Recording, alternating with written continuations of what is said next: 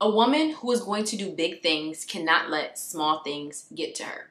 It is time that you develop emotional intelligence and you start to control your emotions and stop letting your emotions control you.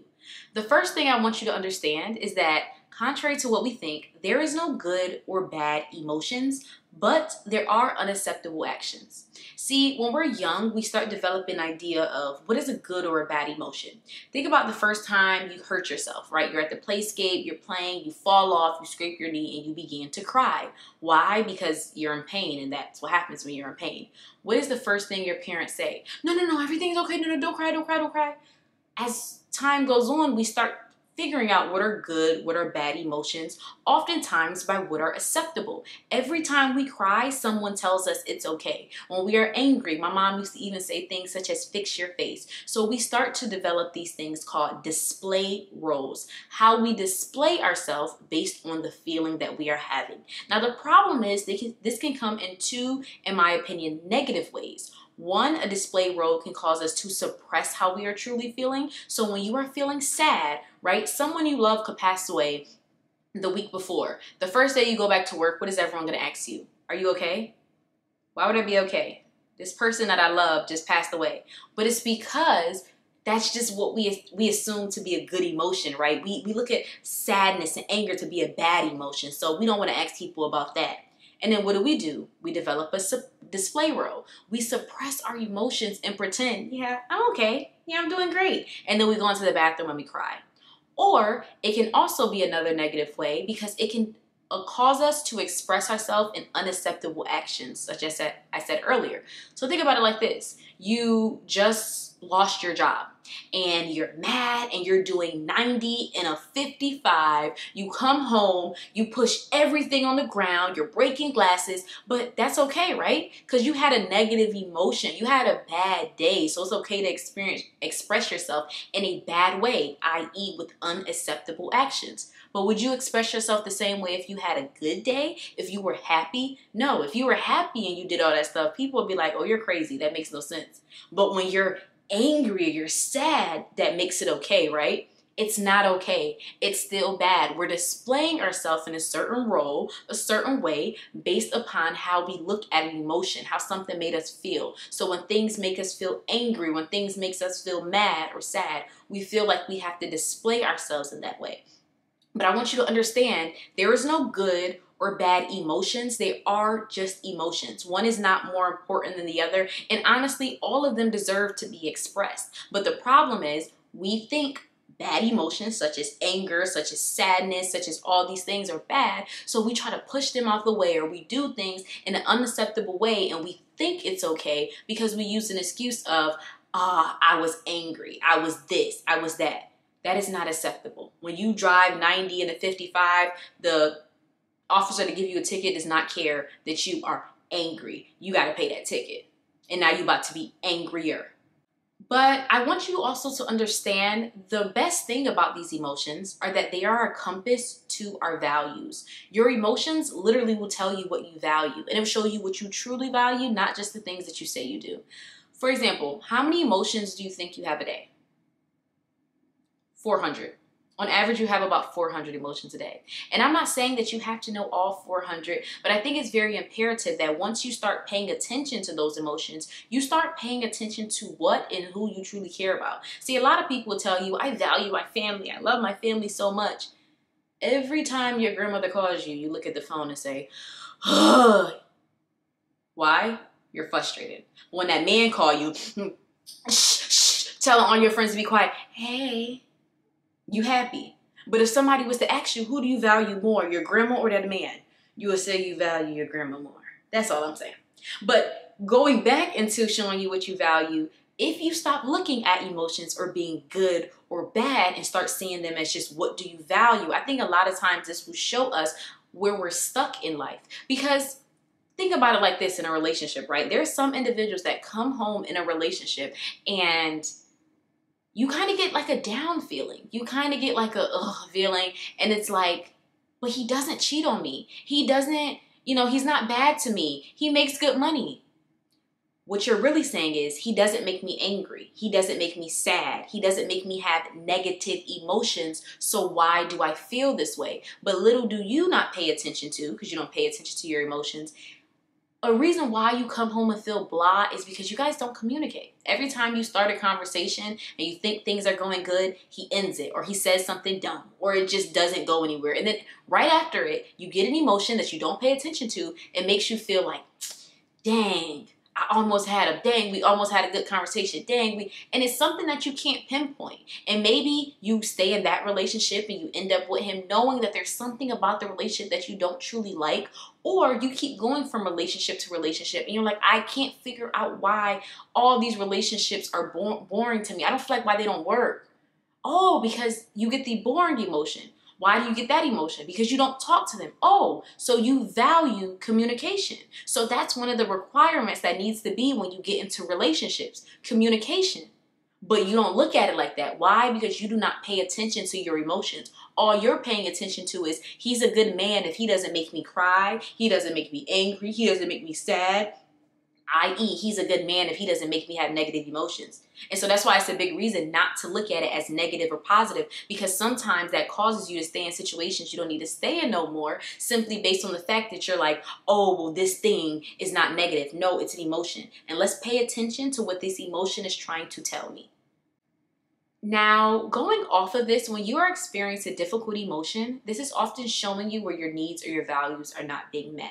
So going off of what I said before, there are no good or bad emotions, but sometimes we can go through difficult emotions, and those are usually what we categorize as being bad emotions. The reason why I would say they're more so difficult, it just means they're harder to get through. I'm a big advocate of, you have to express every emotion. You have to let every emotion out, but some emotions honestly are more difficult to let out than others. But I think it's very imperative to pay attention to when you are experiencing these difficult emotions, because it can show you where I said your needs or your values are not being met.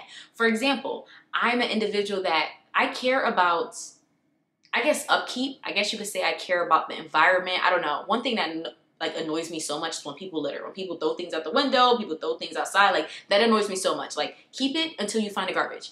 If I was living in a home or an apartment where they were litter outside of the apartment, that would frustrate me so much. I would come home and feel frustrated by it. The problem is, some individuals are so used to feeling difficult emotions that they convince themselves that that is normal for them. They convince themselves that that is okay for them, and they're not paying attention to, hey, this means that your needs are not being met where you currently are. See, a lot of people would see that, walk into that home, walk into that apartment, not feeling good, like, oh, why did this happen? Why did that happen? But then they come home and they never look up a new apartment. What? But you're somewhere where your needs aren't being met. But it's because you're so used to those feelings, those difficult emotions of sadness, of sometimes depression, of sometimes stress. Some people don't realize that becomes their home. And so instead of looking at things such as being emotions for just what they are, and difficult emotions being something that you're not supposed to experience, they look at those things as their life. And it's like, a lot of people don't realize, if you want to change your life, start paying attention to your emotions. A lot of people are like, I don't know where to start with changing my life, and I don't know what I should do, or what direction I should go into. You need to pay attention to your emotions. Those will show you, especially the stronger you feel about something, when it's a difficult emotion, usually means that's where the most change you want to come out of your life. Everybody wants to change their body and drive a luxury car, but it's like, you feel a bad emotion when you walk, you're scared when you walk into your apartment building. That's a difficult emotion. You need to be looking up ways or figuring out how to move. When you get around your boyfriend, it feels like all the air is being sucked out of you. All the life is being sucked out of you when you hang out with those friends. You possibly shouldn't hang out with those friends anymore. But we don't look at emotions as for what they are, to show us a compass of where our values and needs are not being met. So we keep dealing with them because we think this is normal. This is what everyone feels. This is life. This is what I've always experienced. Just because it's always what you experience doesn't mean it's what you have to experience for the rest of your life. And I want you to understand negative thoughts, which we can have negative thoughts. Now, I don't really think there are bad emotions, but there definitely are negative thoughts, are normal, but that does not give you an excuse to keep moving. I've been talking about this a lot lately, but I feel like people who don't do the things they want to do in life, whether they're scared, whether they don't have confidence, whether they're insecure, They subconsciously think that these individuals that do these things do not have negative thoughts. I promise you, I'm pretty sure Jeff Bezos has negative thoughts. I'm pretty sure Elon Musk has negative thoughts. These are some of the richest men in the world. Sometimes I wish we can go inside other people's brains just for a sneak peek so you can see that this is normal, but it's not an excuse to stop moving. A lot of individuals will convince themselves because they're going through a particular situation, they're experiencing a particular emotion, that they should stop moving. And that's not okay. That's not acceptable. And I also don't want people to think that that's something that they should do. Negative thoughts are normal. They're going to happen from time to time. I think there are productive ways to deal with them and possibly not have them as much. But every time you walk into a new space, you're going to feel a little bit of insecurity. Every time you start a new job, you're going to feel a little bit of sometimes like, are they talking about me? Are they going to like me? That's normal. Like, we all have negative thoughts from time to time. Or sometimes even when you look at people, like, you could be the nicest person in the world and you be like, why is that girl wearing this to this kind of event? It's normal. But I think the problem is, when we start getting negative thoughts, especially about ourselves, we use that as an excuse to not keep moving. We use that as an excuse to stay stagnant. We wait until we get positive thoughts for us to start moving. And it's like, no, I don't care what's going on with you that's causing you to feel any kind of emotion. I'm so sorry that the person that you love passed away last week or your dog died, but you have to keep going to work. You get what I'm saying? Like, they give you a certain amount of time to grieve and to leave, but like, you're gonna have to keep moving. But the easiest thing for people to do is when someone is pulling them. So it's easy to go back to work, or easier to go back to work. It's easy to do things that you already have on a schedule and you already have to do. But it's hard to do things that you want yourself to do, such as start going to the gym, such as start reading books. And so I want you to understand, I don't care what emotion you are dealing with. That does not give you an excuse to stop. You can read a book angry. You can go to the gym tired. You can start a course exhausted. Like, stop thinking just because you're having negative thoughts that it should stop you from moving. If anything, it should give you a little bit more peppy and step, a little bit of more boost to get out of that emotion. Now, when it comes to emotions, I want you to understand there is proactive and reactive ways to deal with things. So I know a lot of people are going to be like, okay, but you told us you want to express all of our emotions. But when I'm mad, I want to do mad things. When I'm sad, I want to do sad things. To a certain extent, that is okay. As I said before, just don't do things that are unacceptable. And when I think about that, I want you to think of, am I proactively or reactively reacting based upon my emotion? So a reactive way, let's say if your boss says something smart to you, a reactive way to respond to that thing or deal with that thing is go home and look for another job. That's a proactive way to go about that thing. Because you know, if I say something back to them right now, I might get fired. I don't know how I'm gonna pay my bills. See, there's a lot of people that are acting on reactive ways. You about to say something back. As soon as somebody say something to you, you gotta say something back. As soon as somebody do something to you, you gotta say something, you gotta do something back. Stop being so reactive. And a lot of times that comes with negative emotions, right? Or what you deem to be bad emotions, negative emotions. When you start acting proactively more so, it starts to balance things out. And you start to see, this is just an emotion and this is just how I'm going to deal with it. If I am experiencing a difficult emotion, something that I don't want to experience anymore, what am I going to do to make sure I don't experience this thing anymore? Because see, when you're reactive in the moment, it feels good. You do something, and that's a lot of times that you regret the thing that you did, you feel bad about it, you have all these, oh my gosh, I should have never did that. I went in my cabinet and broke all my cups and my grandma gave me that cup. Oh my gosh. But instead, if you would have sat down, you'd be like, you know what? I'm mad right now. Okay. Let me go to the gym and let me just run on the treadmill. Or let me go in my car or even my house and let me scream. Like, when I think of being proactive, I think of taking myself out of myself and asking myself, what is acceptable? Like, and it doesn't mean it has to be the most idealistic thing. I know I kept saying like going to the gym and running and doing all these things, but like, it doesn't have to be this reading a book, and it doesn't have to be these things that seem boring. Like, if you're having a very high speed emotion, it doesn't mean you have to do something calm and mellow to suppress it. No, you could do something else high speed, but I think you have to take yourself out of the situation and say, what can I do? And start developing that for yourself, a routine for yourself of when I'm getting these particular emotions, how can I be proactive about this? It's not saying to suppress these emotions, because I think sadness is just as important as happiness. Happiness is just as important as anger. right? They're all emotions. They all deserve to be expressed, but you do not deserve to live a life that you truly don't want to live because you just are so reactive. You just react to everything. You just go off the impulse. Like, take some time, woosah, calm down, and figure out how you want to express this thing. Now, as an exercise, one of the things I want you to do, and this, for me, I think this will make a lot of people emotional, but I think that's the whole point of it. I want you to write down how you are currently feeling, whether it's in the past week, whether it's the past year, whether it's the past 5 years. I wouldn't say necessarily today. I think that's too small, but lately, how have you been feeling about life? And write as if no one is ever going to read it. I think one of the problems is we might journal, we might think about thoughts, but it's kind of like we do them that someone is going to see them or hear them. Like, we do them kind of with guards around us. Even recently, I did write my journal, and I was gonna write a cuss word. I'm like, maybe I should write that. But I thought it in my head, but why did I not want to write it? I don't know. And it's like sometimes we can't even be honest with ourselves, so it's hard for us to get that compass. It's hard for us to really figure out where do we feel this way or that way about, what are our values, where are our needs not being met, because we're not honest with ourselves. And I want you to write down, like, wholeheartedly, are you happy with your life? Like, me personally, when I did this, I really started crying, because when you're that raw with yourself and really opening up and really being like, I'm not happy, I'm dealing with this, I'm dealing with that, or even I wish, like, dwell if you want to, I really wish I would have did this, I really wish I would have did that, I wish I was.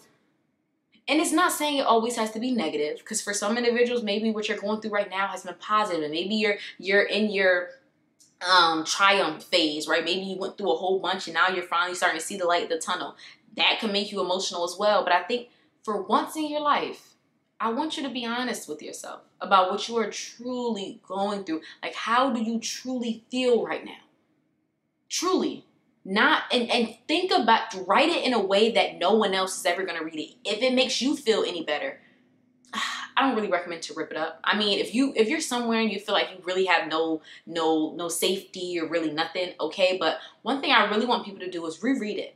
Because I think a lot of times, too, this will help you pinpoint your emotions and sometimes get out of the funk, or sometimes get out of what you're currently going through. Because first and foremost, we never analyze ourselves. We never sit with ourselves in all of our emotions. And they actually do this in therapy. Sometimes when people are going through trauma or PTSD, they have them write down the traumatizing thing that they keep thinking about, they keep going through, just raw, and just how do they feel, and how does that make, when they think about that thing, like, all those things, and then they have the person reread it and reread it and reread it. And I think that's what I want you to do. See, a lot of times you can't change your life because it doesn't seem bad enough. It sounds crazy, but we are not motivated by change until we have to change. And so we don't realize what we're going through is bad. What we're going through is like not leading to something good until something horrible happens. And so what I want you to do is, if it takes every day or every night, read that thing. Like, build a relationship, a connection with you, with your emotions, what you are truly going through. And I think that will help a lot of people. Because the whole idea of this video and the whole idea, I think, of life is being able to understand yourself in a way that nothing can control you that you don't want to. Like, your emotions are a piece of you. And sometimes, depending on what people do, it can feel like your emotions can control you. Well, I couldn't help it, I said this. I couldn't help it, I did that. You can with practice. You can over time. But the first step is letting all of these things out. The first step is being honest with yourself. Even in our thoughts, we're very acute with our thoughts too. Like, we might think something, be like, no, that's dumb. But it was a thought for you. And we dismiss it. We might think something, I shouldn't be thinking that. Like, for the first time in your life, I want you to write down. I want you to express yourself in a way like nobody's going to read it, and just let it flow. How are you feeling? How are you doing honestly? Honestly, be honest with yourself. And so that's what I recommend to do. So thank y'all so much for watching this video. Don't forget to like, comment, and subscribe, and to stay updated with everything that I'm doing. And also, just for weekly motivation and things of that sort, go into the description below and sign up for my newsletter. Thank y'all so much, and I want y'all to have a great one.